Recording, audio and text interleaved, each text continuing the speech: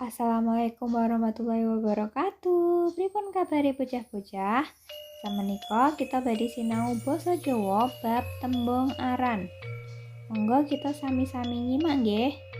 Tembung aran yaiku arane tembung sing nerangake sakabehane barang kang ana wujude utawa barang kang ora ana wujude. Bocah-bocah saged sinambi nulis nggih. Jenise tembung aran ana werna-werna. Tembung aran kang wujud, tembung aran kang ora ana wujude, tembung aran saka barang kang duweni nyawa. Tembung aran kang wujud yaiku tembung kang bisa ditampa nganggo panca indra. Umpamane meja, kursi, koran, lintang, lan sapanunggalane. Nah, bocah-bocah saged maos kiambak nggih. Tembung aran kang ora ana wujude yaiku tembung kang ora ditampa karo panca indra utawa ora bisa didelok. Tuladha tembung yaiku ngelmu, kepinteran, pagawean, kabecikan, lan sapanunggalane. Tembung aran kang duweni nyawa umpamane jeneng wong, Budi, Sasa, Wati, Fauzan. Lajeng aran paseduluran umpamane Adi, Kakang, Mbakyu, Bapak, Mbah.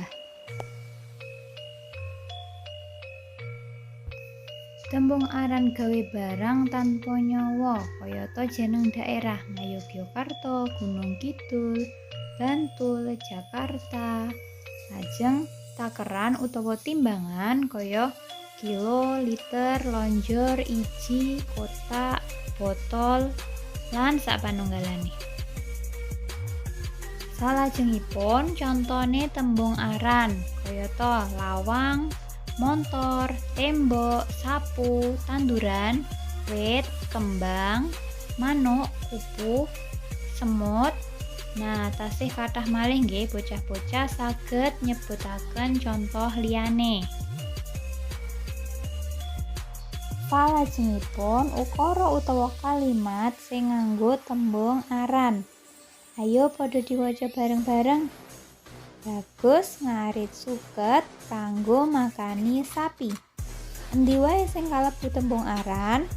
Sing kalebu tembung aran yaiku bagus, suket, lan sapi. Bocah-bocah sampun paham? Menawi sampun dilanjutaken garap lembar soal latihan ingkang dibagi nggih.